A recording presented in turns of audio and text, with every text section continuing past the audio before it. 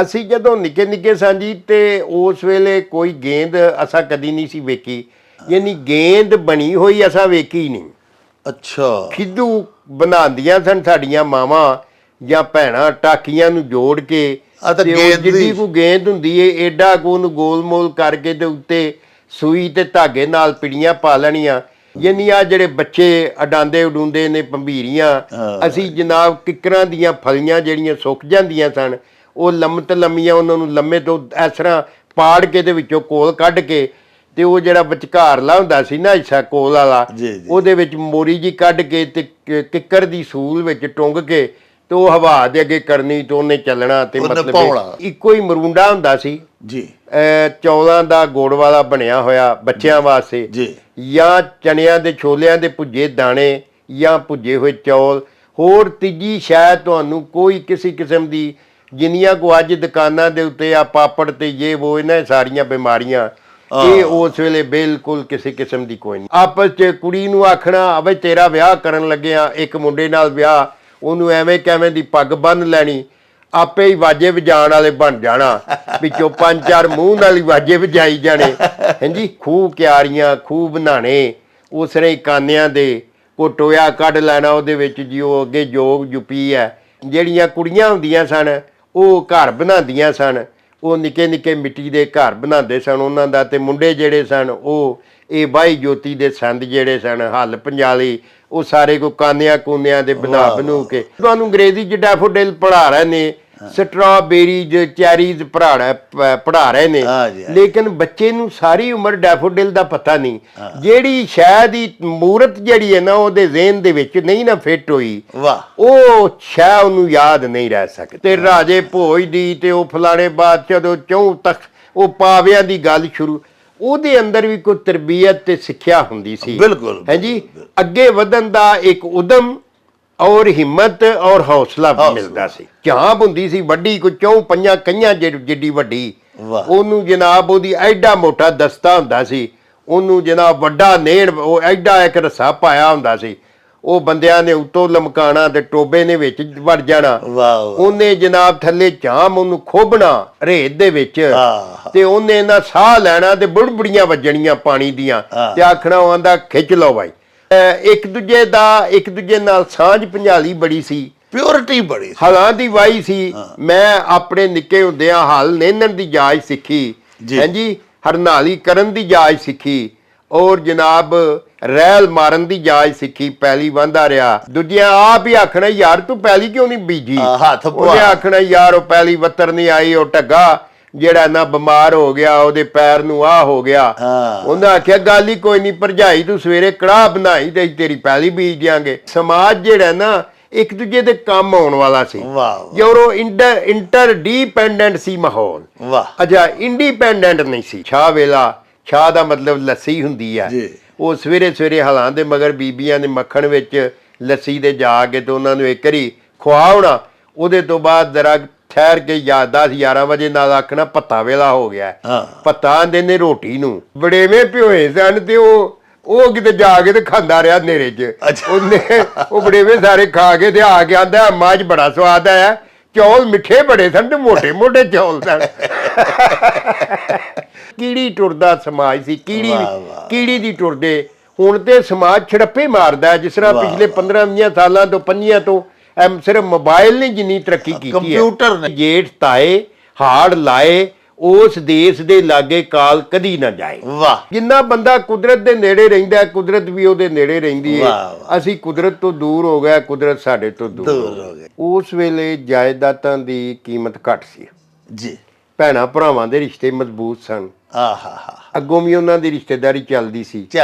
ਇਹ ਜਿਹੜਾ ਸਮਾਜ ਹੈ ਇਹਦਾ ਇਹ ਸਭ ਤੋਂ ਵੱਡਾ ਨੁਕਸ ਹੈ ਕਿ ਇਹਨੇ ਬੰਦਿਆਂ ਨੂੰ ਅੰਦਰੋਂ ਇੱਕ ਦੂਜੇ ਨਾਲ ਤੋੜ ਦਿੱਤਾ।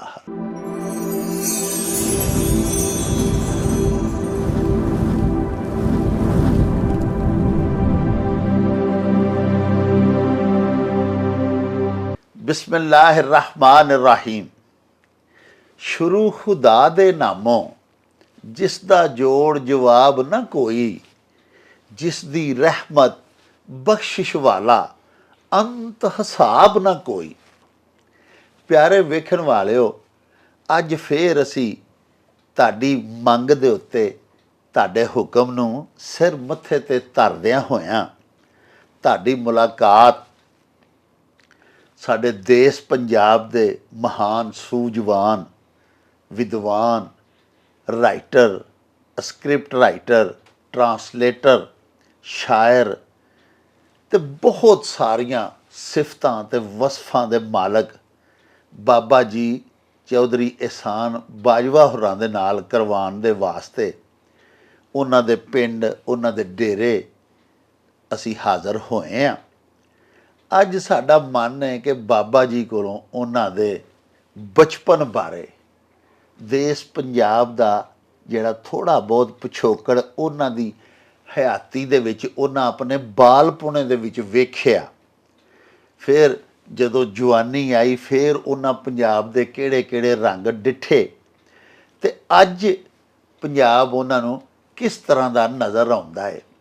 ਇਹ ਸਾਡੇ ਦੇਸ਼ ਪੰਜਾਬ ਦੇ ਜਿੰਨੇ ਵੀ ਰੰਗ ਉਹਨਾਂ ਵੇਖੇ ਆਪਣੀ ਹਯਾਤੀ ਦੇ ਵਿੱਚ, ਉਹ ਅਸੀਂ ਚਾਹੁੰਦੇ ਹਾਂ ਕਿ ਉਹ ਸਾਡੀ ਅਜੋਕੀ ਪੀੜ੍ਹੀ ਜਿਹੜੀ ਸਾਡੀ ਅੱਜ ਕੱਲ੍ਹ ਦੀ ਨਸਲ ਹੈ, ਸਾਡੇ ਬੱਚੇ, ਉਹਨਾਂ ਦੇ ਨਾਲ ਸਾਡੇ ਧੀਆਂ ਪੁੱਤਰਾਂ ਦੇ ਨਾਲ ਬਾਬਾ ਜੀ ਸਾਂਝੀਆਂ ਕਰਨ ਤੇ ਨਾਲੇ ਇਸ ਗੁਫ਼ਤਗੂ ਦੇ ਵਿੱਚੋਂ ਤੁਹਾਨੂੰ ਪੰਜਾਬ ਦਾ ਅਸਲ ਰੰਗ ਵੀ ਦਿਸੇਗਾ ਤੇ ਸਾਡੇ ਦੇਸ਼ ਪੰਜਾਬ ਦੀ ਲੋਕ ਦਾਨਸ਼ ਵੀ ਤੁਹਾਨੂੰ ਦਿਸੇਗੀ। ਇਹਦੇ ਵਿੱਚ ਚਲਕਾਰੇ ਮਾਰਦੀ ਨਜ਼ਰ ਆਵੇਗੀ ਇਹਨਾਂ ਦੀ ਗੁਫ਼ਤਗੂ ਦੇ ਵਿੱਚ। ਤੇ ਆਓ ਬਾਬਾ ਜੀ ਦੇ ਨਾਲ ਗੱਲਾਂ ਬਾਤਾਂ ਸ਼ੁਰੂ ਕਰਨੇ ਆ। ਬੜੀਆਂ ਮਜ਼ੇਦਾਰ ਗੱਲਾਂ ਅੱਜ ਬਾਬਾ ਜੀ ਦੇ ਕੋਲੋਂ ਅਸਾਂ ਤੁਹਾਨੂੰ ਸੁਣਵਾਉਣੀਆਂ ਨੇ ਤੇ ਧਿਆਨ ਦੇ ਨਾਲ ਤੇ ਗਹੁ ਦੇ ਨਾਲ ਉਹਨਾਂ ਦੀ ਗੱਲਬਾਤ ਸੁਣਨੀ ਜੇ, ਕਿਉਂਕਿ ਸਿਆਣਿਆਂ ਦਾ ਜਿਹੜਾ ਆਖਾ ਹੈ ਉਹਦੇ ਵਿੱਚੋਂ ਅਣਜਾਣਿਆਂ ਦੇ ਵਾਸਤੇ ਬਹੁਤ ਸਾਰੀਆਂ ਮੱਤਾਂ ਤੇ ਅਕਲ ਵਾਲੀਆਂ ਗੱਲਾਂ ਹੁੰਦੀਆਂ ਨੇ। ਤੇ ਆਓ ਫਿਰ ਬਾਬਾ ਜੀ ਨੂੰ ਮਿਲੀਏ। ਅਸਲਾਮ ਵਾਲੇਕਮ ਜਨਾਬ। ਜੀ ਵਾਲੇਕਮ ਸਲਾਮ ਜੀ, ਆਇਆਂ ਨੂੰ ਜੀ। ਅੱਜ ਅਸੀਂ ਤੁਹਾਨੂੰ ਇਸ ਵਾਸਤੇ ਤੁਹਾਡੀ ਸੇਵਾ 'ਚ ਹਾਜ਼ਰ ਹੋਏ ਹਾਂ ਤੇ ਤੁਹਾਨੂੰ ਇਹ ਤਕਲੀਫ ਦੇਣੀ ਚਾਹੁੰਦੇ ਹਾਂ ਕਿ ਸਾਨੂੰ ਥੋੜ੍ਹਾ ਆਪਣੇ ਛੁੱਟਪੁਣੇ ਤੋਂ ਨਾ ਜੀ, ਆਪਣੇ ਬਾਲਪੁਣੇ ਤੋਂ ਇਹ ਦੱਸੋ ਕਿ ਜਦੋਂ ਤੁਸੀਂ ਨਿੱਕੇ ਸੋ ਤੇ ਬਾਜਵਾ ਸਾਹਿਬ ਉਦੋਂ ਪੰਜਾਬ ਕਿਸ ਤਰ੍ਹਾਂ ਦਾ ਸੀ? ਪਿਆਰੇ ਮਿੱਤਰੋ, 1951 ਦੀ ਮੇਰੀ ਡੇਟ ਆਫ ਬਰਥ ਲਿਖੀ ਹੋਈ ਹੈ ਕਾਗਜ਼ਾਂ 'ਚ, ਲੇਕਿਨ ਅਸਲ ਮੇਰੀ ਜੰਮਣ ਡੇਟ ਜਿਹੜੀ ਹੈ 9ਵੀਂ ਸਾਉਣ ਦੀ 24 ਜੁਲਾਈ ਤੇ 1950 ਹੈ। ਵਾਹ। ਲੇਕਿਨ ਜਿਸ ਤਰ੍ਹਾਂ ਸਕੂਲਾਂ ਦੇ ਵਿੱਚ ਉਹ ਕੁਝ 6 ਮਹੀਨੇ ਛੋਟਾ ਘਰ ਛੱਡਦੇ ਸਨ, ਉਹ ਮੇਰੀ 15 ਜਨਵਰੀ 1951 ਲਿਖਤੀ ਗਈ। ਔਰ ਉਸ ਵੇਲੇ ਦਾ ਤੇ ਅੱਜ ਦਾ ਜਿਹੜਾ ਹੈ ਇਹ ਪੰਜਾਬ ਹੈ, ਇਹਦੇ ਅੰਦਰ ਜ਼ਮੀਨ ਅਸਮਾਨ ਤੋਂ ਵੀ ਬਹੁਤਾ ਫਰਕ ਸੀ। ਵਾਹ। ਜੋ ਅਸੀਂ ਨਿੱਕੇ ਹੁੰਦਿਆਂ ਵੇਖਿਆ, ਮਤਲਬ ਇਹ ਵੇ ਕਿ ਇੱਕ ਅੰਗ ਨੂੰ ਜੀਵਨ ਦੇ ਨੂੰ ਲਈਏ ਤੇ ਉਹ ਐਡਾ ਸਾਦਾ ਸੀ ਕਿ ਮੈਂ ਜਦੋਂ 6-7 ਸਾਲਾਂ ਦਾ ਸਾਂ ਤੇ ਆਹ ਜਿਹੜੀ ਮਰਾਲਾ ਰਾਵੀ ਲਿੰਕ ਹੈ ਜੀ, ਜਿਹਨੂੰ ਢਿੱਲੀ ਵਾਲੀ ਨਹਿਰ ਆਂਦੇ ਨੇ, ਹਾਂਜੀ ਹਾਂਜੀ, ਇਹਨੂੰ ਬੰਦਾ ਅੱਜ ਅਗਰ ਸੋਚਦਾ ਹੈ ਕਿ ਇਹ ਯਾਰ ਖੋਤਿਆਂ ਨਾਲ ਤੇ ਬੰਦਿਆਂ ਨੇ ਸਿਰਫ ਕੱਢੀ ਹੈ। ਪੌਣੇ 2 ਕਿੱਲੇ ਚੌੜੀ ਨਹਿਰ ਹੈ ਔਰ 19 ਫੁੱਟ ਦੀ ਪਾਣੀ ਦੀ ਪੰਸਾਲ ਹੈ ਜੀ।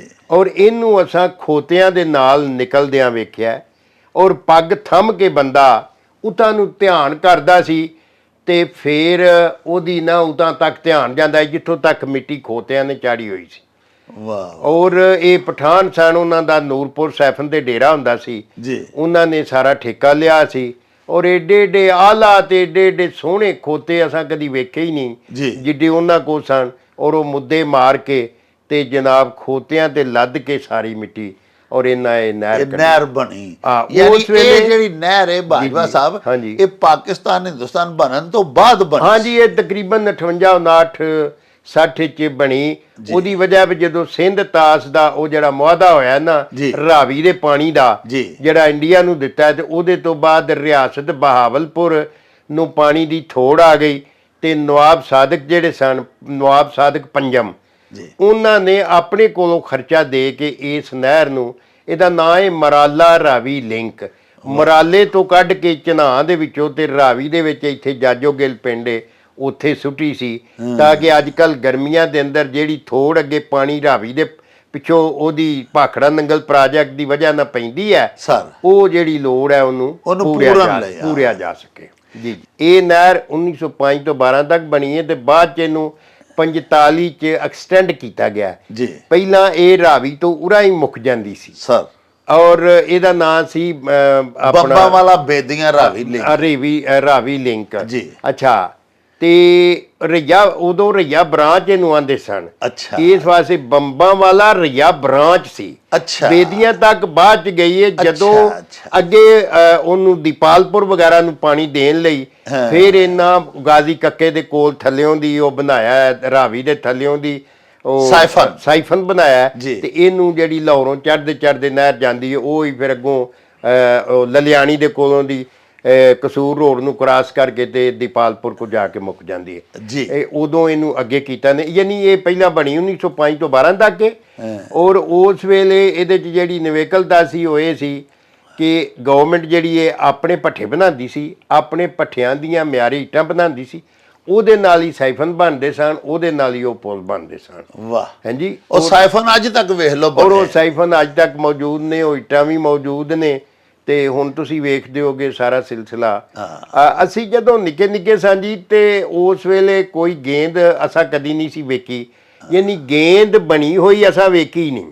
ਅੱਛਾ ਖਿੱਦੂ ਬਣਾਉਂਦੀਆਂ ਸਨ ਸਾਡੀਆਂ ਮਾਵਾਂ ਜਾਂ ਭੈਣਾਂ ਟਾਕੀਆਂ ਨੂੰ ਜੋੜ ਕੇ ਜਿੱਡੀ ਕੋ ਗੇਂਦ ਹੁੰਦੀ ਏ ਏਡਾ ਕੋ ਉਹਨੂੰ ਗੋਲ-ਮੋਲ ਕਰਕੇ ਤੇ ਉੱਤੇ ਸੂਈ ਤੇ ਧਾਗੇ ਨਾਲ ਪਿੜੀਆਂ ਪਾ ਲੈਣੀਆਂ ਤੇ ਅਸੀਂ ਜਿਹੜਾ ਸੀ ਨਾ ਜੀ ਕਿੱਕਰ ਦੇ ਉੱਤੋਂ ਕੋਈ ਡਿੰਗੀ ਖੁੰਡੀ ਵੱਢ ਲੈਣੀ ਜਿਹਦਾ ਅੱਗੋਂ ਇੰਜ ਮੋੜ ਲੱਗਾ ਹੋਵੇ ਉਹਨੂੰ ਖੁੰਡੀ ਆਖਣਾ ਉਹ ਲਾ ਲੈਣੀ ਤਾਂ ਉਹਦੇ ਅੱਗੇ ਖਿੱਦੂ ਚੜ ਵਾਵਾ ਜਾਂਦਾ ਸੀ ਔਰ ਉਸ ਖੇਡ ਨੂੰ ਖਿੱਦੋ ਖੁੰਡੀ ਆਂਦੇ ਸਨ ਵਾਹ ਹਾਂਜੀ ਤੋ ਇਹ ਸਾਰਾ ਕਰਦੇ ਰਹੇ ਜਿਹਦੀ ਬਾਅਦ ਵਿੱਚ ਤਰੱਕੀ ਯਾਫਤਾ ਸ਼ਕਲ ਹਾਕੀ ਬਣ ਗਈ ਜਿਹਦੀ ਤਰੱਕੀ ਯਾਫਤਾ ਸ਼ਕਲ ਹਾਕੀ ਬਣ ਗਈ ਅਸੀਂ ਈਵਨ ਇੱਥੋਂ ਤੱਕ ਕਿ ਕੋਈ ਭੰਬੀਰੀ ਨਹੀਂ ਵੇਖੀ ਯਾਨੀ ਆ ਜਿਹੜੇ ਬੱਚੇ ਅਡਾਂਦੇ ਉਡੂੰਦੇ ਨੇ ਭੰਬੀਰੀਆਂ ਅਸੀਂ ਜਨਾਬ ਕਿੱਕਰਾਂ ਦੀਆਂ ਫਲੀਆਂ ਜਿਹੜੀਆਂ ਸੁੱਕ ਜਾਂਦੀਆਂ ਸਨ ਉਹ ਲੰਮਤ ਲੰਮੀਆਂ ਉਹਨਾਂ ਨੂੰ ਲੰਮੇ ਤੋਂ ਇਸ ਤਰ੍ਹਾਂ ਪਾੜ ਕੇ ਦੇ ਵਿੱਚੋਂ ਕੋਲ ਕੱਢ ਕੇ ਤੇ ਉਹ ਜਿਹੜਾ ਵਿਚਕਾਰਲਾ ਹੁੰਦਾ ਸੀ ਨਾ ਹਿੱਸਾ ਕੋਲ ਵਾਲਾ ਉਹਦੇ ਵਿੱਚ ਮੋਰੀ ਜੀ ਕੱਢ ਕੇ ਤੇ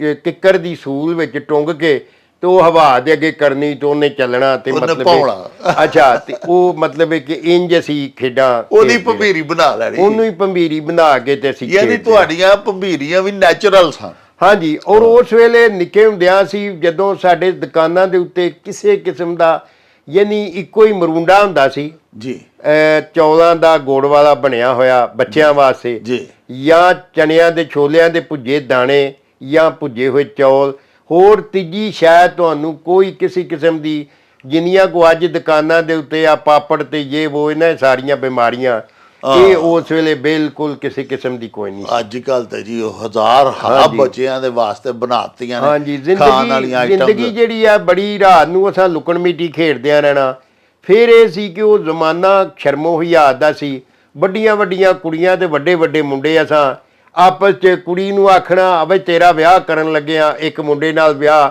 ਉਹਨੂੰ ਐਵੇਂ ਕਿਵੇਂ ਦੀ ਪੱਗ ਬੰਨ੍ਹ ਲੈਣੀ ਆਪੇ ਹੀ ਵਾਜੇ ਵਜਾਉਣ ਵਾਲੇ ਬਣ ਜਾਣਾ ਵਿੱਚੋਂ 5-4 ਮੂੰਹ ਨਾਲ ਹੀ ਵਾਜੇ ਵਜਾਈ ਜਾਣੇ ਹਾਂਜੀ ਤੇ ਉਹ ਜਨਾਬ ਉਹ ਜ਼ਮਾਨਾ ਸੀ ਫਿਰ ਨਿੱਕੇ ਹੁੰਦਿਆਂ ਅਸੀਂ ਮਿੱਟੀ ਲੈਣੀ ਤੇ ਮਿੱਟੀ ਨੂੰ ਗੋ ਕੇ ਤੇ ਉਹਦੇ ਢੱਗੇ ਬਣਾਉਣੇ ਤੇ ਢੱਗੇ ਬਣਾ ਕੇ ਤੇ ਜਨਾਬ ਉਹ ਕਾਨੇ ਲੈ ਕੇ ਤੇ ਉਹਨਾਂ ਦੀਆਂ ਪੰਜਾਲੀਆਂ ਬਣਾਉਣੀਆਂ ਤੇ ਹੱਲਾਂ ਬਣਾਉਣੀਆਂ ਹਾਂਜੀ ਤੇ ਉਹਨਾਂ ਦੇ ਨਾਲ ਮਤਲਬ ਉਹ ਜਿਹੜੇ ਢੱਗੇ ਬਣਾਉਣੇ ਉਹਨਾਂ ਨੂੰ ਨਾ ਅੰਮੀ ਮਾਵਾਂ ਨੂੰ ਜਦੋਂ ਤੰਦੂਰ ਬਾਲਣਾ ਨਾ ਮਾਵਾਂ ਨੇ ਰੋਟੀਆਂ ਪਕਾਉਣ ਲਈ ਔਰ ਉਹਦੇ ਵਿੱਚ ਧਰ ਦੇਣਾ ਉਹਨਾਂ ਨੂੰ ਉਹਨਾਂ ਬੁਰਿਆਂ ਆਖਣਾ ਵੇ ਮੇਰਾ ਤੰਦੂਰ ਡੋਲ ਹੋ ਜਾਏਗਾ ਇਹ ਅਸਾਂ ਦਾਦਪਾ ਲਾ ਕੇ ਉਹ ਫਿਰ ਬਾਅਦ 'ਚ ਕੱਢਣੇ ਉਹ ਪੱਕ ਜਾਣੇ ਉਹ ਮਤਲਬ ਸਾਡੇ ਖੇਡਾਂ ਦੇ ਸਿਲਸਿਲੇ ਸੀ ਫਿਰ ਇਸ ਤਰ੍ਹਾਂ ਹੀ ਖੂਹ ਕਿਆਰੀਆਂ ਖੂਹ ਬਣਾਉਣੇ ਉਸ ਤਰ੍ਹਾਂ ਹੀ ਕਾਨਿਆਂ ਦੇ ਕੋ ਟੋਇਆ ਕੱਢ ਲੈਣਾ ਉਹਦੇ ਵਿੱਚ ਜੀ ਉਹ ਅੱਗੇ ਜੋਗ ਜੁਪੀ ਹੈ ਤੋ ਇਹ ਸਾਰੇ ਜਿਹੜੀਆਂ ਕੁੜੀਆਂ ਹੁੰਦੀਆਂ ਸਨ ਉਹ ਘਰ ਬਣਾਉਂਦੀਆਂ ਸਨ ਉਹ ਨਿੱਕੇ ਮਿੱਟੀ ਦੇ ਘਰ ਬਣਾਉਂਦੇ ਸਨ ਉਹਨਾਂ ਦਾ ਤੇ ਮੁੰਡੇ ਜਿਹੜੇ ਸਨ ਉਹ ਇਹ ਬਾਈ ਜੋਤੀ ਦੇ ਸੰਦ ਜਿਹੜੇ ਸਨ ਹੱਲ ਪੰਜਾਲੀ ਉਹ ਸਾਰੇ ਕੋ ਕਾਨਿਆਂ ਕੂਨਿਆਂ ਦੇ ਬਣਾ ਕੇ ਯਾਨੀ ਉਹਨਾਂ ਦੀਆਂ ਬਚਪਨ ਦੀਆਂ ਨਿੱਕੇ ਹੁੰਦਿਆਂ ਦੀਆਂ ਖੇਡਾਂ ਦੇ ਵਿੱਚੋਂ ਵੀ ਨਾ ਸਰ ਉਹ ਮੁਸਤਕਬਲ ਦੀ ਤਿਆਰੀ ਕਰ ਰਹੇ ਹੁੰਦੇ ਹਨ ਹਾਂਜੀ ਉਹ ਦੇਸ਼ ਪੰਜਾਬ ਦੇ ਨਿੱਕੇ ਬਾਲ ਮੁੰਡੇ ਬੱਚਿਆਂ ਨੂੰ ਪਤਾ ਕਿ ਅਸਾਂ ਵੱਡਿਆਂ ਹੋ ਗਏ ਬਾਈ ਕਰਨੀ ਹੈ ਤੇ ਬਾਈ ਬੀਜੀ ਬੱਚਿਆਂ ਨੂੰ ਪਤਾ ਕਿ ਅਸਾਂ ਆਪਣਾ ਘਰ ਗ੍ਰਸਤੀ ਕਰਨਾ ਹੈ ਉਹਨਾਂ ਨੇ ਉਹ ਵਿਹੜੇ ਜੇ ਉਹ ਚੁੱਲ੍ਹੇ ਚੌਂਕੇ ਬਣਾ ਲੈਣੇ ਕੋਈ ਚੁੱਲ੍ਹ ਬਣਾ ਲੈਣੀ ਕੋਈ ਤਵਾ ਜਿਹਾ ਬਣਾ ਲੈਣਾ ਹਾਂਜੀ ਤੇ ਮਿੱਟੀ ਦਾ। ਬਾਜਵਾ ਸਾਹਿਬ ਉਹ ਬੱਚਿਆਂ ਦੀ ਖੇਡ ਦੇ ਵਿੱਚ ਵੀ ਤੁਸੀਂ ਵੇਖੋ ਨਾ ਕਿ ਤਰਬੀਅਤ ਹੁੰਦੀ ਸੀ, ਹਾਂ ਸਿੱਖਿਆ ਹੁੰਦੀ ਸੀ, ਟ੍ਰੇਨਿੰਗ ਹੁੰਦੀ ਸੀ, ਸਿੱਖਿਆ ਹੁੰਦੀ ਸੀ ਉਹਦੇ ਵਿੱਚ ਵੀ ਵਾਹ ਵਾਹ ਵਾਹ ਉਹ ਸਿੱਖਿਆਕਾਰ ਹੋ ਜਾਂਦੇ ਹਨ। ਉਹ ਖੇਡਾਂ ਖੇਡਦੇ ਹੀ। ਜਾਵੇਦ ਸਾਹਿਬ ਅਸਲ ਦੀ ਗੱਲ ਇਹ ਵੇ ਕਿ ਕਿਸੇ ਵੀ ਧਰਤੀ ਦੇ ਅੰਦਰ ਜਿਹੜਾ ਉਹਦਾ ਕਲਚਰ ਹੈ ਉਹ ਸਦੀਆਂ ਦੇ ਵਿੱਚ ਜਿਹੜਾ ਉਹ ਮੁਖਤਲਿਫ ਸ਼ਕਲਾਂ 'ਚ ਲੰਘਦਾ ਹੋਇਆ ਸਫ਼ਰ ਕਰਦਾ ਕਰਦਾ ਅੱਗੇ ਵੱਧਦਾ ਉਹਦੇ ਅੰਦਰ ਜੋ ਸਿੱਖਿਆ ਮਿਲਦੀ ਹੈ ਨਾ ਉਹ ਤੁਹਾਨੂੰ ਮੰਗੇ ਹੋਏ ਲੀੜੇ ਪਾ ਕੇ ਬਾਹਰੋਂ ਨਹੀਂ ਮਿਲ ਸਕਦੀ ਨਾ ਜੀ। ਮਸਲਨ ਤੁਹਾਨੂੰ ਅੰਗਰੇਜ਼ੀ 'ਚ ਡੈਫੋਡਿਲ ਪੜ੍ਹਾ ਰਹੇ ਨੇ, ਸਟ੍ਰਾਬੇਰੀਜ਼ ਚੈਰੀਜ਼ ਪੜ੍ਹਾ ਰਹੇ ਨੇ, ਲੇਕਿਨ ਬੱਚੇ ਨੂੰ ਸਾਰੀ ਉਮਰ ਡੈਫੋਡਿਲ ਦਾ ਪਤਾ ਨਹੀਂ। ਜਿਹੜੀ ਸ਼ਾਇਦ ਹੀ ਮੂਰਤ ਜਿਹੜੀ ਹੈ ਨਾ ਉਹਦੇ ਜ਼ਿਹਨ ਦੇ ਵਿੱਚ ਨਹੀਂ ਨਾ ਫਿੱਟ ਹੋਈ ਉਹ ਸ਼ਾਇਦ ਉਹਨੂੰ ਯਾਦ ਨਹੀਂ ਰਹਿ ਸਕਦੀ।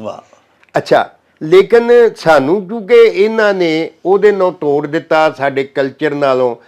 ਸਾਨੂੰ ਫਾਰਸੀ ਦੀਆਂ ਗੁਲਸਤਾਨ ਸਾਦੀ ਮੈਂ ਖੁਦ ਪੜ੍ਹੀ BA ਦੇ ਵਿੱਚ ਸਾਡੇ ਲੱਗੀ ਸੀ, ਉਹਦੇ ਅੰਦਰ ਬਹੁਤ ਜ਼ਿਆਦਾ ਹਕਾਇਤਾਂ ਸਨ ਹਾਂਜੀ ਅਨੁਸ਼ੇਰਵਾਨ ਆਦਲ ਦੀਆਂ ਉਰਲੀਆਂ ਪਰਲੀਆਂ, ਲੇਕਿਨ ਉਹਨਾਂ ਨਾਲੋਂ ਚੰਗੀਆਂ ਤੇ ਮੱਤਾਂ ਦੇਣ ਵਾਲੀਆਂ ਹਾਂਜੀ ਮੱਤਾਂ ਦੇਣ ਵਾਲੀਆਂ ਤੇ ਜੀਵਨ ਨੂੰ ਸੁਧਾਰਨ ਵਾਲੀਆਂ ਹਕਾਇਤਾਂ ਸਾਡੀਆਂ ਪੰਜਾਬੀ ਦੇ ਵਿੱਚ ਆਪਣੀਆਂ ਉਹ ਸਨ ਜਿਹੜੀਆਂ ਬਾਤਾਂ ਦੀ ਸ਼ਕਲ 'ਚ ਅਸੀਂ ਆਪਣੇ ਵੱਡਿਆਂ ਕੋਲ ਸੁਣਦੇ ਸਾਂ। ਨਿੱਕੇ ਹੁੰਦਿਆਂ ਮੈਂ ਆਪ ਵੇਖਿਆ ਕਿ ਸਾਡੇ ਇੱਥੇ ਇੱਕ ਬੰਦਾ ਹੁੰਦਾ ਸੀ, ਉਹਦੀ ਆਵਾਜ਼ ਬੜੀ ਉੱਚੀ, ਗਰਮੀਆਂ 'ਚ ਕੋਠਿਆਂ 'ਤੇ ਸੌਣਾ ਤੇ ਪੱਖੇ ਤੇ ਬਿਜਲੀ ਹੈ ਹੀ ਕੋਈ ਨਹੀਂ ਸੀ ਜੀ ਜੀ। ਅੱਛਾ ਤੇ ਜਨਾਬ ਉਹਨੇ ਉੱਚੀ ਸਾਰੀ ਆਵਾਜ਼ 'ਚ ਬਾਤ ਸੁਣਾਣੀ ਤੇ ਅੱਧੇ ਪਿੰਡ ਨੇ ਸੁਣਨੀ ਤੇ ਰਾਜੇ ਭੋਜ ਦੀ ਤੇ ਉਹ ਫਲਾਣੇ ਬਾਦਸ਼ਾਹ ਤੋਂ ਚੌਂ ਤੱਕ ਉਹ ਪਾਵਿਆਂ ਦੀ ਗੱਲ ਸ਼ੁਰੂ। ਉਹਦੇ ਅੰਦਰ ਵੀ ਕੋਈ ਤਰਬੀਅਤ ਤੇ ਸਿੱਖਿਆ ਹੁੰਦੀ ਸੀ ਬਿਲਕੁਲ ਹਾਂਜੀ ਅੱਗੇ ਵਧਣ ਦਾ ਇੱਕ ਉਦਮ ਔਰ ਹਿੰਮਤ ਔਰ ਹੌਸਲਾ ਮਿਲਦਾ ਸੀ। ਵੇਖੋ ਜੀ ਬਾਜਵਾ ਸਾਹਿਬ ਭਾਵੇਂ ਅੱਜ ਅਜੋਕਾ ਦੌਰ ਅਸੀਂ ਬੜਾ ਤਰੱਕੀ ਯਾਫਤਾ ਸਮਝਦੇ ਹਾਂ, ਹੁਣ ਇੱਕ ਬੱਚੇ ਨੂੰ ਅਸੀਂ ਰੈਡੀਮੇਡ ਬਣੇ ਬਣਾਤੇ ਕੀਮਤੀ ਤਰੀਨ ਤੋਹਫੇ ਲਿਆ ਕੇ ਦੇ ਦਿੰਦੇ ਆ। ਇੱਕ ਤੇ ਉਹ ਜਿਹੜਾ ਤੁਸੀਂ ਆਪਣੇ ਹੱਥੀਂ ਆਪਣਾ ਘੋੜਾ ਮਿੱਟੀ ਦਾ ਬਣਾਉਂਦੇ ਸੋ ਉਹ ਤੁਹਾਡੇ ਵਿੱਚ ਨਾ ਸਰ ਇੱਕ ਤਖਲੀਕ ਦੀ ਖੂਬੀ ਪੈਦਾ ਕਰਦਾ ਹੈ ਵਸਫ। ਇੱਕ ਤੇ ਤੁਸੀਂ ਕ੍ਰੀਏਟਰ ਹੁੰਦੇ ਸੋ ਉਹਦੇ ਖੁਦ ਜਿਹੜਾ ਅੱਜ ਕੱਲ 20,000 ਦਾ ਵੀ ਅਸੀਂ ਖਿਡੌਣਾ ਲਿਆ ਕੇ ਦਿੰਦੇ ਆ, ਸਾਡਾ ਬੱਚਾ ਉਹਦਾ ਕ੍ਰੀਏਟਰ ਨਹੀਂ ਹੋ ਸਕਦਾ। ਉਹਦੇ ਤੁਸੀਂ ਆਪ ਕ੍ਰੀਏਟਰ। ਅਸੀਂ ਆਪ ਢੱਗਿਆਂ ਦੇ ਸਿੰਘ ਬਣਾਣੇ ਜਨਾਬ, ਉਹਨਾਂ ਦੇ ਉੱਤੇ ਮਿੱਟੀ ਦੀਆਂ ਗਾਨੀਆਂ ਤੇ ਉਹ ਜੈਲੀ ਉਹ ਉਸ ਤਰ੍ਹਾਂ ਦੇ ਘੁੰਗਰੂ ਸ਼ੁੰਗਰੂ ਜਿਹੜੇ ਸਨ ਉਹ ਸਾਰੇ ਉਹਨਾਂ ਦੇ ਗਾਲ ਗਾਨੀਆਂ ਵੀ ਪਵਾਉਣੀਆਂ ਔਰ ਇਹ ਸਾਰਾ ਕੁਝ ਇੰਝ ਹੀ ਸਗਵਾ ਕੁੜੀਆਂ ਜਿਹੜੀਆਂ ਸਨ ਉਹ ਕਰਦੀਆਂ। ਉਹਨਾਂ ਨੇ ਘਰ ਬਣਾਣੇ ਛੋਟੇ ਛੋਟੇ ਘਰ ਬਣਾ ਕੇ ਵਿਹੜਾ ਬਣਾਉਣਾ, ਚੁੱਲ੍ਹਾ ਬਣਾਉਣਾ, ਚੌਕਾ ਬਣਾਉਣਾ। ਤੁਹਾਡੀਆਂ ਫਿਰ ਖੇਡਾਂ ਨੇਚਰ ਦੇ ਕਰੀਬ ਸਨ। ਹੁਣ ਨੇਚਰ ਤੋਂ ਦੂਰ ਖਿਡੌਣੇ ਆ ਗਏ ਨੇ। ਅੱਛਾ ਇੱਕ ਹੋਰ ਗੱਲ ਇਹ ਦੱਸੋ ਵੀ ਤੁਹਾਡੇ ਬਚਪਨ 'ਚ ਜਦੋਂ ਤੁਸੀਂ ਬਾਲ ਸੋ ਉਦੋਂ ਜਿਹੜੀਆਂ ਖੁਰਾਕਾਂ ਸਨ ਵੇਖੋ ਨਾ ਮਾਵਾਂ ਜਿਹੜੀਆਂ ਸਨ ਮਾਂ ਨੂੰ ਪਤਾ ਹੁੰਦਾ ਸੀ ਮੇਰੇ ਪੁੱਤਰ ਦੀ ਮਾਂ ਘਰ 'ਚ ਡਾਕਟਰ ਹੁੰਦੀ ਸੀ। ਵੇਖੋ ਜੀ ਸੱਟ ਪੇਟ ਲੱਗ ਜਾਣੀ ਮਾਂ ਨੇ ਦੁੱਧ ਘਿਓ ਵਿੱਚ ਥੋੜੀ ਹਲਦੀ ਪਾ ਕੇ ਪਿਆ ਛੱਡਣੀ। ਕਿਸੇ ਡਾਕਟਰ ਕੋਲ ਨਹੀਂ ਖੜਨਾ ਕਿਤੇ ਨਹੀਂ ਲੈਣ ਜਾਣਾ ਨਾ ਹੁਣ। ਔਰ ਸਰ ਲੋਕਾਂ ਦੀਆਂ ਉਮਰਾਂ ਵੀ ਲੰਮੀਆਂ। ਔਰ ਵੇਖੋ ਤੁਸੀਂ ਕਿ ਮਾਂ ਜਿਹੜੀ ਹੈ ਅੱਜ ਕੱਲ ਦਾ ਜਿਹੜਾ ਨਿਊਟ੍ਰੀਸ਼ਨਿਸਟ ਹੈ ਨਾ ਜਿਹੜਾ ਬੜਾ ਵੱਡਾ ਮਾਹਿਰੀਨ ਗ਼ਜ਼ਾ ਨੇ ਬੜੇ ਅਸੀਂ ਆਨੇ ਆ ਜੀ ਗ਼ਜ਼ਾ ਦਾ ਚਾਰਟ ਬਣਵਾਓ ਜੀ, ਉਹ ਸਾਡੀਆਂ ਅਨਪੜ੍ਹ ਮਾਵਾਂ ਨੂੰ ਪਤਾ ਹੁੰਦਾ ਸੀ ਕਿ ਮੇਰੇ ਬੱਚੇ ਨੂੰ ਇਸ ਵੇਲੇ ਇਹਦੇ ਜਿਸਮ ਵਿੱਚ ਕਿਹੜੀ ਸ਼ੈ ਦੀ ਘਾਟ ਹੈ ਤੇ ਇਹਨੂੰ ਮੈਂ ਕੀ ਖਵਾਵਾਂ ਪਿਆਵਾਂ ਤੇ ਮੇਰਾ ਪੁੱਤਰ ਤਗੜਾ ਹੋ ਜਾਏਗਾ। ਮੁੰਡਿਆਂ ਖੇਡਾਂ ਵੀ ਖੇਡਣੀਆਂ ਨੇਚਰ ਦੇ ਕਰੀਬ।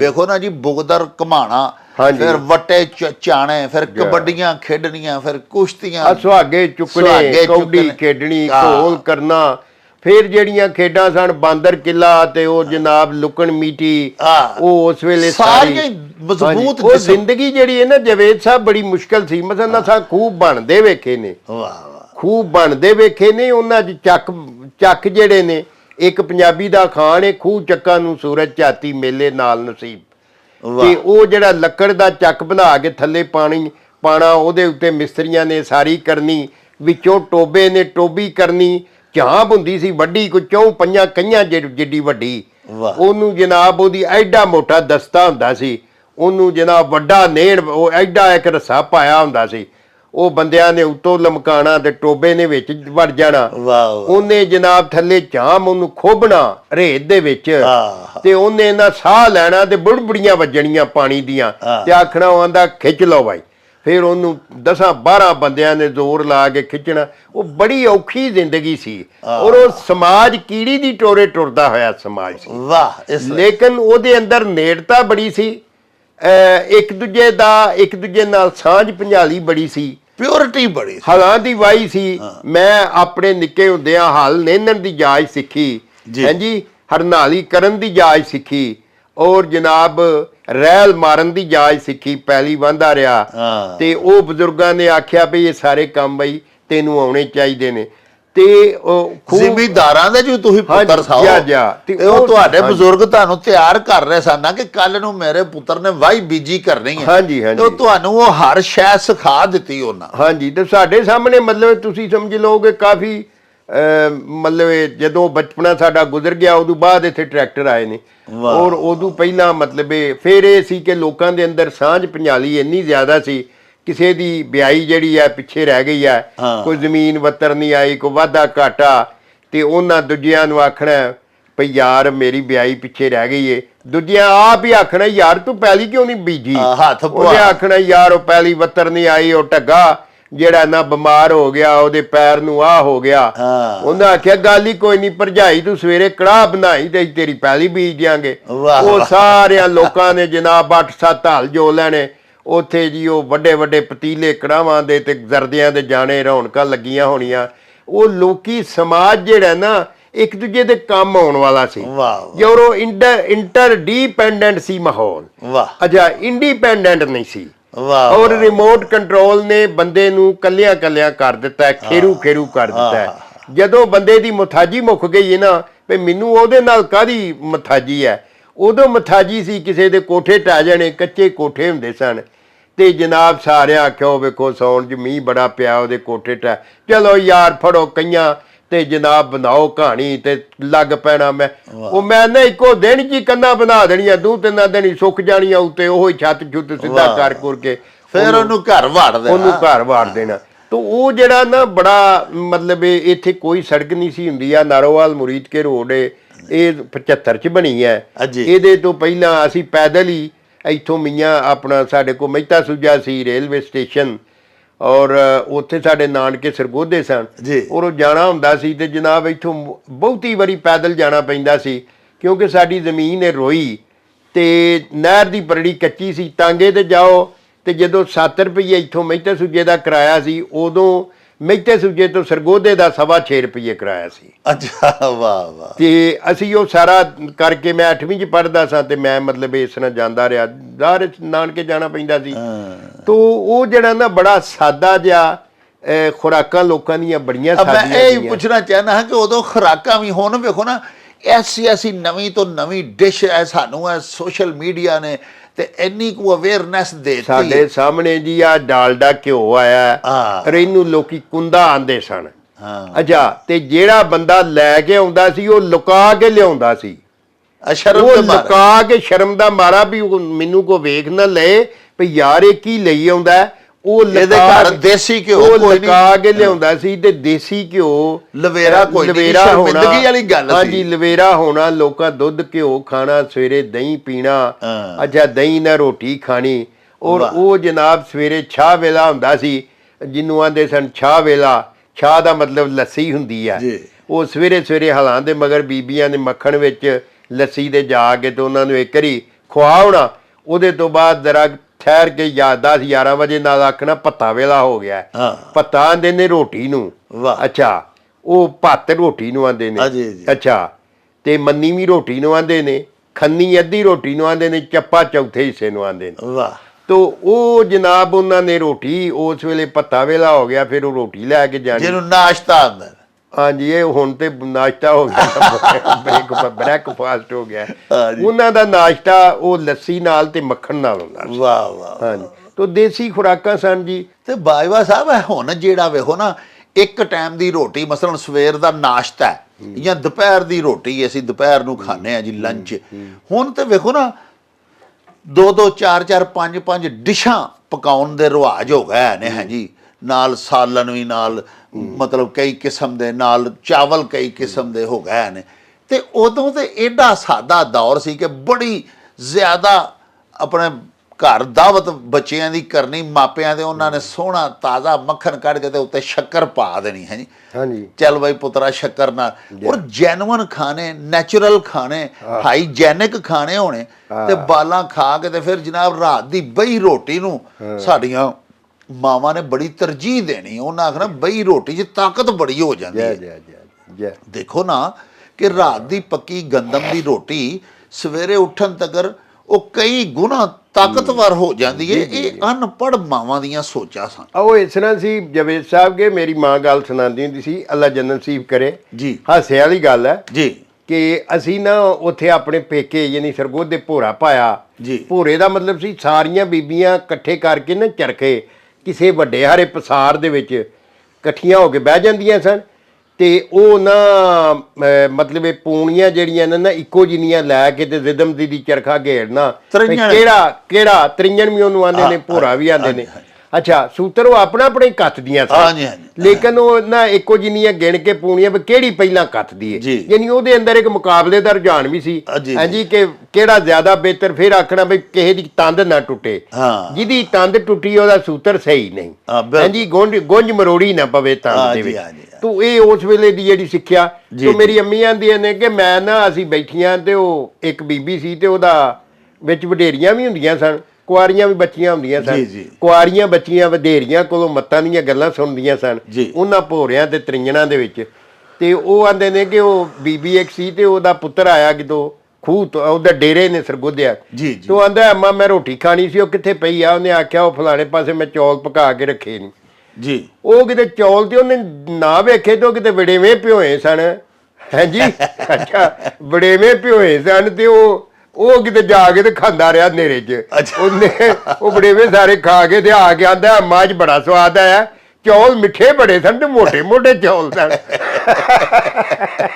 ਯਾਨੀ ਕਿੰਨੇ ਸਾਦੇ ਏਡਾ ਸਾਦਾ ਜ਼ਮਾਨਾ ਸੀ ਔਰ ਉਹਦੇ ਅੰਦਰ ਆਪਸੀ ਪਿਆਰ ਵੀ ਬੜਾ ਸੀ ਹੇਜ ਬੜਾ ਸੀ ਫਿਰ ਮਾਹੌਲ ਇੱਕ ਦੂਜੇ ਤੇ ਮਤਲਬ ਕਿਸੇ ਨੂੰ ਕੰਡਾ ਵੀ ਚੁੱਭੇ ਤੇ ਸਾਰਾ ਪਿੰਡ ਇਕੱਠਾ ਹੋ ਜਾਣਾ ਹਾਂਜੀ ਐਨ ਇਸਲਾਮੀ ਮਾਹੌਲ ਕਿਤੇ ਕਿਸੇ ਦੇ ਘਰ ਫੌਤਗੀ ਹੋ ਜੇ ਸਾਰੇ ਪਿੰਡ ਨੇ ਕਿਸੇ ਨੇ ਹੱਸਣਾ ਵੀ ਨਹੀਂ ਰੇਡੀਓ ਟੀਵੀ ਤੋਂ ਉਦੋਂ ਹੁੰਦੇ ਹੀ ਨਹੀਂ ਸਨ ਹਾਂਜੀ ਆਂਦੇ ਨੇ ਜੀ ਕਿਸੇ ਦੇ ਘਰੋਂ ਧੂਆਂ ਨਹੀਂ ਨਿਕਲਦਾ ਹਾਂਜੀ ਲੋਕੀ ਅੱਗ ਨਹੀਂ ਸਨ ਬਾਲਦੇ ਰੇਡੀਓ ਤੇ ਅਸਾਂ ਜੀ ਮੈਂ ਮੇਰਾ ਹਲੇ 6ਵੀਂ 7ਵੀਂ 8ਵੀਂ ਚ ਪੜ੍ਹਦਾ ਸਾਂ ਪਹਿਲੀ ਦਫਾ ਸਾਡੇ ਪਿੰਡੋਂ ਲਹਿੰਦੇ ਪਾਸੇ ਇੱਕ ਘਰ ਹੈ ਤੇ ਉਹਨਾਂ ਦੇ ਕੋਈ ਰਿਸ਼ਤੇਦਾਰ ਨੇ ਲਾਹੌਰ ਜੀ ਉਹ ਉੱਥੋਂ ਆਏ ਤੇ ਉਹਨਾਂ ਮਹਿਤੇ ਸੂਜੀ ਉਹਨਾਂ ਉਹ ਤਾਂਗੇ ਦੀ ਵੱਡੀ ਸੀਟ ਦੇ ਉੱਤੇ ਅਗਲੀ ਸੀਟ ਦੇ ਉੱਤੇ ਪੂਰਾ ਵੱਡਾ ਹਰਾ ਰੇਡੀਓ ਰੱਖਿਆ ਐਡਾ ਵੱਡਾ ਉਹ ਲੈ ਕੇ ਆਏ ਤੇ ਉਹਨੂੰ ਬੜੇ ਪ੍ਰੋਟੋਕੋਲ ਨਾਲ ਇੱਕ ਮੰਜੀ ਪੂਰੀ ਤੇ ਰੱਖਿਆ ਰੇਡੀਓ ਨੂੰ ਤੇ ਉਹਨੂੰ ਲਾਇਆ ਤੇ ਅਸੀਂ ਗਏ ਸਾਰਾ ਪਿੰਡ ਉਹਨਾਂ ਦੇ ਕੋਠੇ ਤੇ ਇਕੱਠਾ ਹੋਇਆ ਉਹਨਾਂ ਦੇ ਘਰ ਇੱਕ ਡੱਬਾ ਆਇਆ ਤੇ ਗੱਲਾਂ ਬੜੀਆਂ ਕਰਦਾ ਉਹ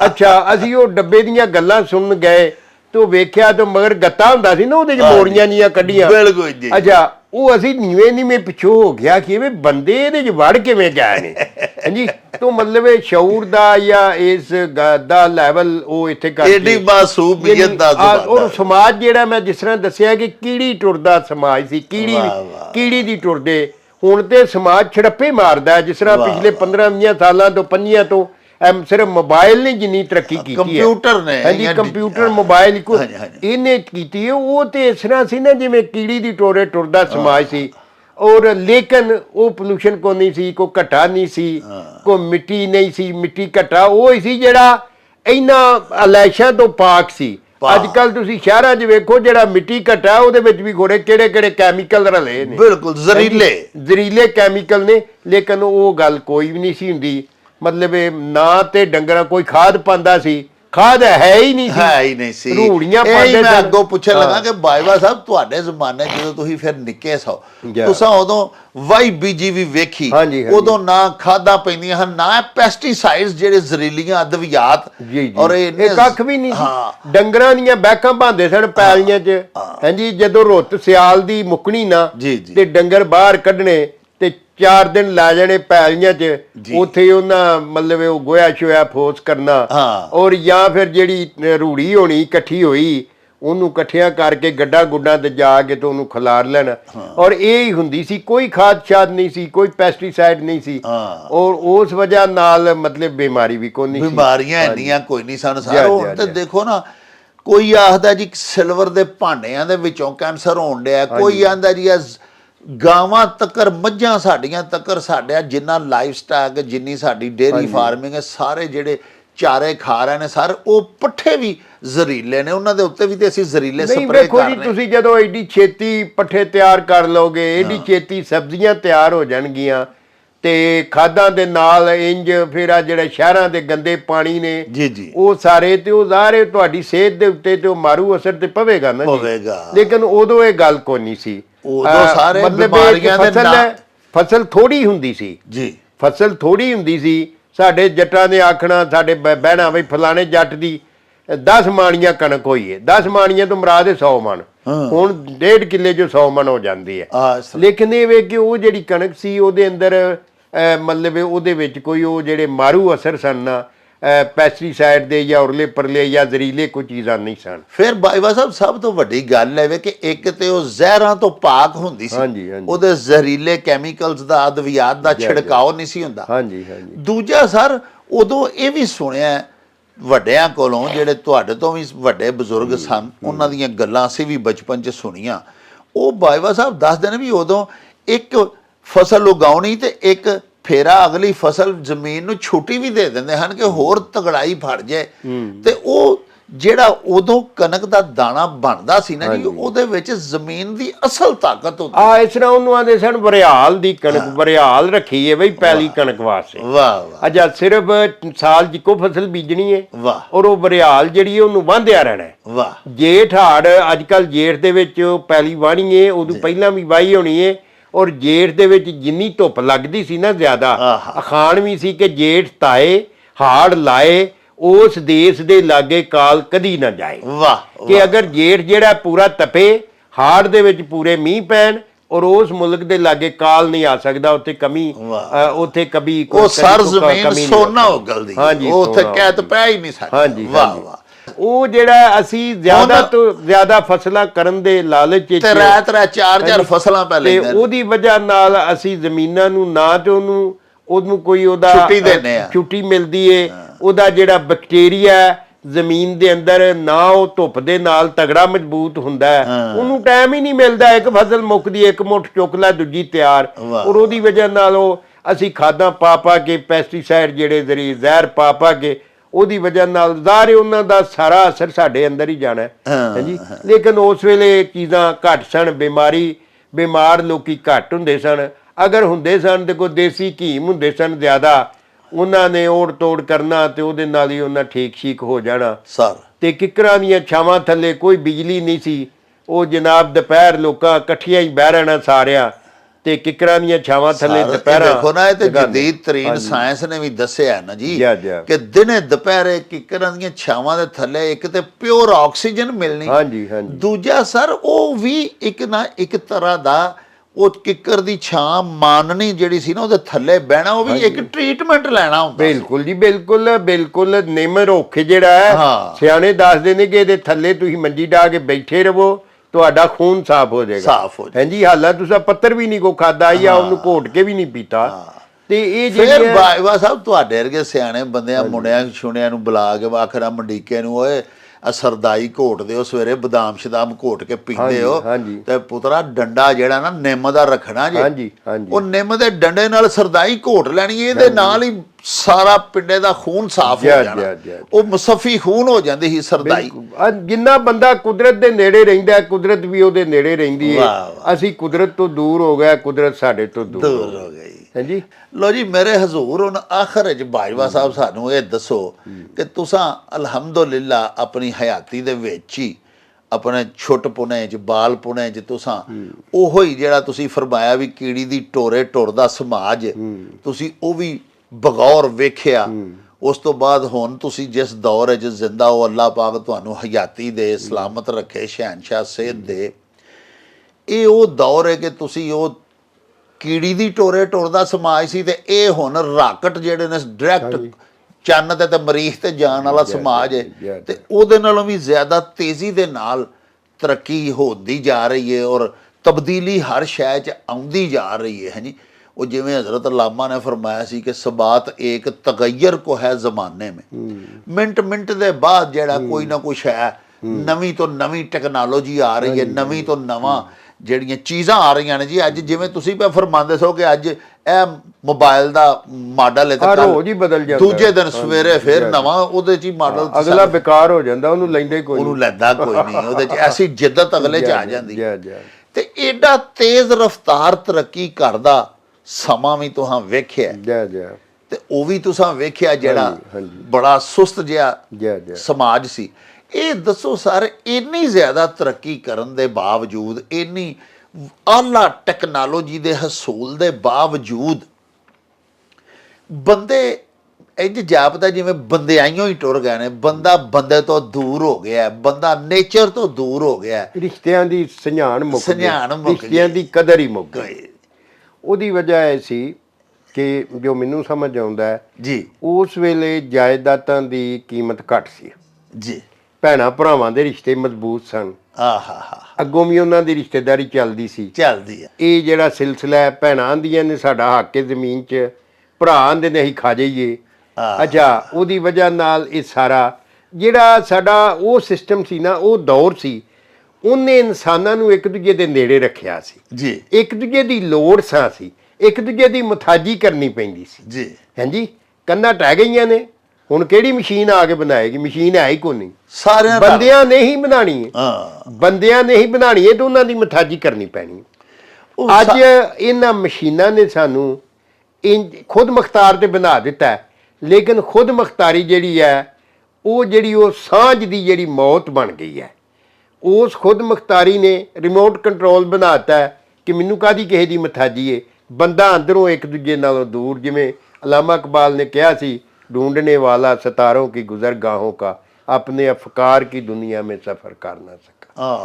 तो वो इस ਜਿਹੜਾ ਸਾਇੰਸ ਦਾ ਸਭ ਤੋਂ ਵੱਡਾ ਨੁਕਸਾਨ ਹੈ, ਇਹਨੇ ਬੰਦਿਆਂ ਨੂੰ ਵਿੱਚੇ ਇਕੱਠੇ ਫਿਰਦੇ ਵੀ ਇੱਕ ਦੂਜੇ ਤੋਂ ਦੂਰ ਦੂਰ ਕਰ ਦਿੱਤਾ ਹੈ। ਪਰ ਬਾਜਵਾ ਸਾਹਿਬ, ਉਦੋਂ ਹਾਤੇ ਦਾ ਮਕਾਨ ਹੁੰਦਾ ਸੀ ਛੋਟਾ ਜਿਹਾ, ਹਾਂਜੀ, ਕੱਚਾ, ਉਹਦੇ ਵਿੱਚ ਧੀਆਂ ਪੁੱਤਰ ਔਲਾਦ ਬੜੀ ਬੜੀ ਹੋਣੀ, ਕਿਸੇ ਦਾ 5 ਪੁੱਤਰ 6 ਧੀਆਂ ਹੋਣੀਆਂ, ਉਹ ਸਾਰਿਆਂ ਈਦ ਸ਼ਬਰਾਤ ਨੂੰ ਇਕੱਠੇ ਆਉਣਾ ਤੇ ਸਾਰਿਆਂ ਹੀ ਸੌਣਾ ਇਕੱਠੇ।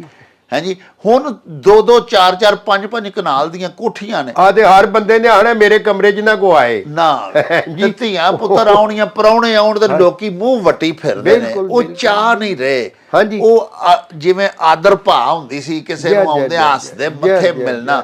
ਹੁਣ ਤੇ ਸਰ ਬੜੇ ਕਰੀਬੀ ਰਿਸ਼ਤੇਦਾਰਾਂ ਨੂੰ ਜਿਹੜੇ ਕਿ 5-5 ਦਿਨ ਪਹਿਲੇ ਜਾ ਕੇ ਵਿਆਹ ਤੇ ਭਰਾ ਦਾ ਫੁੱਫੀਆਂ 15-15 20 ਦਿਨ ਪਹਿਲਾਂ ਵਿਆਹ ਤੋਂ ਆ ਜਾਣਾ ਐਵੇਂ ਪਈਆਂ ਆਖਣਾ, ਕੁੜੀਓ ਉਹ ਚੌਲਾਂ ਦੇ ਵੰਡ ਚੁਗੋ, ਉਹ ਕਣਕ ਨੂੰ ਵੇਖੋ ਕੋ ਰੋੜ ਨਾ ਹੋਏ ਜਿਹੜੀਆਂ ਰੋਟੀਆਂ ਪਕਾਣੀਆਂ ਨੇ। ਅੱਛਾ, ਤੇ ਉਹਨਾਂ ਨੇ ਨਾ ਪਈਆਂ ਮੱਤਾਂ ਦੇਣੀਆਂ ਤੇ ਅੱਗੋਂ ਜਿਹੜੀਆਂ ਉਹਨਾਂ ਦੀਆਂ ਕੁੜੀਆਂ ਨੇ ਕਈਆਂ ਨੱਕ ਦੰਦੀਆਂ ਵੀ ਵੱਢਣੀਆਂ। ਫੁੱਫੀ ਸਾਨੂੰ ਹਰ ਵੇਲੇ ਸੇਰੀ ਖਾਈ ਰੱਖਦੀ ਹੈ, ਲੇਕਿਨ ਉਹਦੇ ਅੰਦਰ ਵੀ ਇੱਕ ਮੁਹੱਬਤ ਸੀ, ਇੱਕ ਪਿਆਰ ਸੀ, ਮੇਲ ਆਇਆ ਰਹਿਣਾ ਜੀ। ਲੋਕਾਂ ਕੋਲ ਟਾਈਮ ਹੀ ਨਹੀਂ ਰਹਿ ਗਿਆ।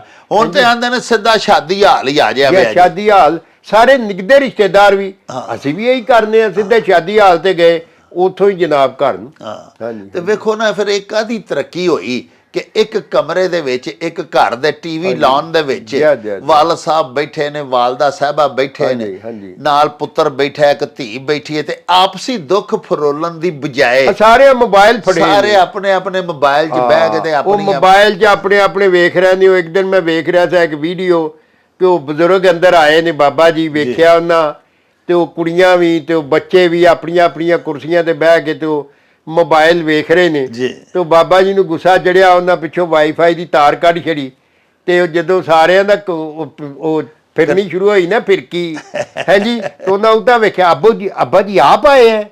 ਉਹਨੇ ਆਖਿਆ, ਆਹੋ ਜੀ ਮੈਂ ਹੀ ਆਇਆ, ਮੈਂ ਅੱਧੇ ਘੰਟੇ ਪਹਿਲਾਂ ਦਾ ਆਏ ਆ। ਜੀ, ਤੁਹਾਡੀ ਨਜ਼ਰ ਉਤਾਂ ਹੁੰਦੀ ਤੇ ਅੱਬੇ ਜੀ ਨੂੰ ਵਹਿੰਦੇ ਹੋ। ਤਾਂ ਗੱਲ ਇਹ ਹੈ ਕਿ ਇਹ ਜਿਹੜਾ ਸਮਾਜ ਹੈ, ਇਹਦਾ ਇਹ ਸਭ ਤੋਂ ਵੱਡਾ ਨੁਕਸ ਹੈ ਕਿ ਇਹਨੇ ਬੰਦਿਆਂ ਨੂੰ ਅੰਦਰੋਂ ਇੱਕ ਦੂਜੇ ਨਾਲ ਤੋੜ ਦਿੱਤਾ।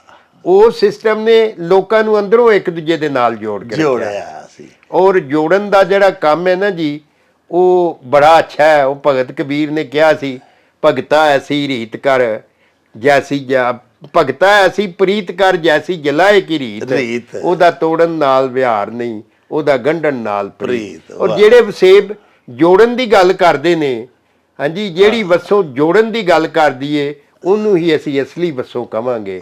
ਜਿਹੜੀ ਤਰੋੜਨ ਦੀ ਗੱਲ ਕਰਦੀ ਏ ਉਹ ਵਸੋਂ ਅਖੀਰ ਜਿਹੜੀ ਹੈ ਖੇਰੂ ਖੇਰੂ ਹੋ ਜਾਂਦੀ। ਔਰ ਇਨਸਾਨ ਆਪਣੇ ਅੰਦਰ ਹੀ ਟੁੱਟ ਭੱਜ ਕੇ, ਹਾਂਜੀ, ਤੇ ਉਹ ਨਿਆਜ਼ ਦੇ ਚੌਲਾਂ ਅੰਗਰ ਵੰਡਿਆ ਲਗਾ ਜਾਂਦਾ। ਵਾਹ ਜੀ ਜੀ। ਲਓ ਜੀ ਪਿਆਰਿਓ, ਅਸੀਂ ਤੁਹਾਡੇ ਹੁਕਮ ਦੇ ਮੁਤਾਬਕ ਤੁਹਾਡੀ ਆਪਣੇ ਬਾਬਾ ਜੀ ਦੇ ਨਾਲ ਅਹਿਸਾਨੁੱਲਾ ਬਾਜਵਾ ਸਾਹਿਬ ਹੋਰਾਂ ਦੇ ਨਾਲ ਗੱਲਬਾਤ ਕਰਾਈ। ਤੁਸੀਂ ਉਹਨਾਂ ਦੀਆਂ ਬੜੀਆਂ ਮਨ ਠਾਰ ਗੱਲਾਂ ਸੁਣੀਆਂ, ਬੜੀਆਂ ਮੱਤ ਭਰੀਆਂ ਗੱਲਾਂ ਸੁਣੀਆਂ, ਬੜੀਆਂ ਗਹੁ ਗੋਚਰੀਆਂ ਗੱਲਾਂ। ਬਾਬਾ ਜੀ ਜਦੋਂ ਵੀ ਅਸੀਂ ਹਾਜ਼ਰ ਹੁੰਦੇ ਹਾਂ ਸਾਨੂੰ ਦੱਸਦੇ ਨੇ, ਤੁਹਾਡੇ ਤਾਈਂ ਵੀ ਅਸੀਂ ਪਹੁੰਚਾਉਂਦੇ ਹਾਂ। ਪਿਆਰਿਓ, ਉਹ ਕਾਹਦੀ ਤਰੱਕੀ ਹੈ ਜਿਹਨੇ ਬੰਦੇ ਨੂੰ ਬੰਦਾ ਹੀ ਨਹੀਂ ਰਹਿਣ ਦਿੱਤਾ, ਬੰਦਾ ਬੰਦੇ ਤੋਂ ਦੂਰ ਹੁੰਦਾ ਜਾ ਰਿਹਾ ਹੈ। ਇਹ ਤਰੱਕੀ ਨਹੀਂ। ਉਹ ਦੌਰ ਜਿਹਦੇ ਬਾਰੇ 'ਚ ਬਾਬਾ ਜੀ ਪਏ ਆਖਦੇ ਨੇ ਕਿ ਉਹ ਕੀੜੀ ਦੀ ਟੋਰ ਟੁਰਦਾ ਸਮਾਜ ਸੀ। ਯਾਨੀ ਅੱਜ ਤੋਂ 70-80 ਸਾਲ ਪਹਿਲੇ, 7-8 ਦਹਾਈਆਂ ਪਹਿਲੇ ਸਾਡੇ ਇਸੇ ਦੇਸ਼ ਪੰਜਾਬ ਦੇ ਵਿੱਚ ਵਾਕਈ ਜ਼ਿੰਦਗੀ ਬੜੀ ਸੁਸਤ ਰਫ਼ਤਾਰ ਸੀ। ਲੇਕਿਨ ਪਿਆਰਿਓ, ਇੱਕ ਦੂਜੇ ਦੀ ਖਿੱਚ ਬੜੀ ਸੀ, ਇੱਕ ਦੂਜੇ ਦੇ ਨਾਲ ਹੇਜ ਬੜਾ ਸੀ। ਭੈਣਾਂ ਭਰਾ ਇੱਕ ਦੂਜੇ ਤੋਂ ਬਗੈਰ ਬਚਦੇ ਨਹੀਂ ਸੀ, ਸਾਹ ਲੈਂਦੇ ਸਨ। ਹਾਂਜੀ। ਤੇ ਹੁਣ ਪਿਆਰਿਓ ਵੇਖ ਲਓ, ਜਿਸ ਦੌਰ ਵਿੱਚ ਅੱਜ ਕੱਲ੍ਹ ਅਸੀਂ ਜ਼ਿੰਦਾ ਵਾਂ, ਇਹ ਕਾਹਦੀ ਤਰੱਕੀ ਹੈ ਕਿ ਅਸੀਂ ਆਪਣੇ ਆਪ ਨੂੰ ਬੜੇ ਹੀ ਤਰੱਕੀ ਯਾਫਤਾ, ਬੜੇ ਤਾਲੀਮ ਯਾਫਤਾ, ਬੜੇ ਹੁਨਰਮੰਦ ਸਮਝਨੇ ਆ। ਪਰ ਪਿਆਰਿਓ, ਧਨ ਤੇ ਅਸਾਂ ਬੇਤਹਾਸ਼ਾ ਇਕੱਠਾ ਕਰ ਲਿਆ ਹੈ ਆਪਣੀ ਹੁਨਰਵੰਦੀ ਦੇ ਸਿਰ 'ਤੇ। ਆਪਣਾ ਇਲਮ ਪੜ੍ਹ ਕੇ, ਮੁਖਤਲਿਫ ਕੰਮ ਕਾਰੋਬਾਰ ਕਰਕੇ ਦੁਨੀਆ ਦੇ ਵਿੱਚ ਤੇ ਪੂਰੇ ਦੇ ਪੂਰੇ ਵੜ ਗਏ ਆ, ਪਰ ਅਸੀਂ ਆਪਣੇ ਸਾਕਾਂ ਦੇ ਦਿਲਾਂ ਦੇ ਵਿੱਚੋਂ ਬਾਹਰ ਨਿਕਲ ਗਏ, ਅੰਦਰੋਂ ਖੋਖਲੇ ਹੋ। ਅੱਗੇ ਅਸੀਂ ਪਹਿਲੇ ਜ਼ਮਾਨੇ ਦੇ ਵਿੱਚ ਅਸੀਂ ਲੋਕਾਂ ਦੇ ਦਿਲਾਂ ਦੇ ਵਿੱਚ ਵਸਦੇ ਹੁੰਦੇ ਹਾਂ, ਇੱਕ ਦੂਜੇ ਨਾਲ ਪਿਆਰ ਹੁੰਦਾ ਸੀ। ਕਦੀ ਸੋਚ ਨਹੀਂ ਸੀ ਪੁੱਤਰ ਸਕਦਾ ਕਿ ਵਾਲਦ ਸਾਹਿਬ ਦੇ ਹੁਕਮ ਤੋਂ ਬਗੈਰ ਇੱਕ ਕਦਮ ਵੀ ਪੁੱਟੇਗਾ। ਇਸੇ ਹੀ ਸਾਡੀ ਧਰਤੀ ਦੇ ਉੱਤੇ ਇਹੋ ਹੀ ਰੀਤਾਂ ਸਨ। ਏਡੀਆਂ ਤਾਬਨਾਕ, ਏਡੀਆਂ ਦਰਖਸ਼ਾਂ ਰਵਾਇਤ ਦਾ ਅਮੀਨ ਸਾਡਾ ਇਹ ਦੇਸ਼ ਪੰਜਾਬ ਸੀ, ਪਰ ਅਸੀਂ ਉਹਨਾਂ ਨੂੰ ਕੰਡ ਦਿੰਦੇ ਗਏ ਤਰੱਕੀ ਹਾਸਲ ਕਰਨ ਦੇ ਨਾਂ ਦੇ ਉੱਤੇ। ਪਿਆਰਿਓ, ਹੱਕ ਤੇ ਸੱਚ ਤੇ ਇਹ ਹੀ ਹੈ, ਤੇ ਸਾਡੇ ਅੱਜ ਦੇ ਵਿਲਾਗ ਦਾ ਪੈਗਾਮ ਵੀ ਤੁਹਾਨੂੰ ਇਹ ਹੀ ਹੈ, ਬਾਬਾ ਜੀ ਵੱਲੋਂ ਵੀ ਤੇ ਤੁਹਾਡੇ ਇਸ ਸੇਵਕ ਵੱਲੋਂ ਵੀ, ਕਿ ਪਿਆਰਿਓ ਆਪਣੀ ਧਰਤੀ ਦੇ ਨਾਲ ਹੀ, ਆਪਣੇ ਵਿਰਸੇ ਨਾਲ ਜੁੜੋ, ਆਪਣੇ ਵਿਰਸੇ ਦੇ ਨਾਲ ਹੀ ਜੁੜੋ, ਜੁੜਿਆ ਬੋਲੀ ਨਾਲ ਜੁੜੋ, ਸਾਡਾ ਬਚਾਅ ਹੈ। ਇਸ ਤੋਂ ਅੱਡ ਸਾਡਾ ਕੋਈ ਨਾਮੋ ਨਿਸ਼ਾਨ ਹੀ ਨਹੀਂ। ਜਿਹੜੇ ਆਪਣੇ ਸਮਾਜ ਨੂੰ ਭੁੱਲ ਜਾਂਦੇ ਨੇ, ਆਪਣੀਆਂ ਰੀਤਾਂ ਰਸਮਾਂ ਨੂੰ ਛੱਡ ਜਾਂਦੇ ਨੇ, ਜਿਹੜੇ ਆਪਣੀ ਮਿੱਟੀ ਨੂੰ, ਆਪਣੀ ਮਾਂ ਬੋਲੀ ਨੂੰ ਭੁੱਲ ਜਾਂਦੇ ਨੇ, ਉਹਨਾਂ ਨੂੰ ਦੁਨੀਆ ਵੀ ਭੁੱਲ ਜਾਂਦੀ ਹੈ। ਇਹਦੇ ਨਾਲ ਹੀ ਹੁਣ ਸਾਨੂੰ ਦਿਓ ਇਜਾਜ਼ਤ। ਰੱਬ ਰਾਖਾ ਤੇ ਅੱਲਾ ਬੇਲੀ।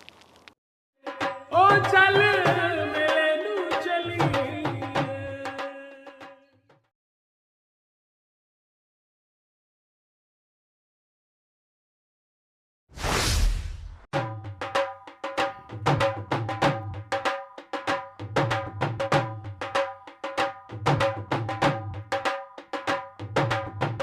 ਰੌਣਕ ਹੋ ਜਾਊ ਛੱਟ ਵੇ, ਚੱਲ ਮੇਲੇ ਨੂੰ ਚਲੀਏ। ਓ ਰੌਣਕ ਹੋ ਜਾਊ ਛੱਟ ਵੇ, ਚੱਲ ਮੇਲੇ ਨੂੰ ਚਲੀਏ। ਮੱਲਾ ਕੱਢ ਕੁੜਦੇ ਦੇ ਵੱਟ ਵੇ, ਚੱਲ ਮੇਲੇ ਨੂੰ ਚਲੀਏ। ਹਾਏ ਚੱਲ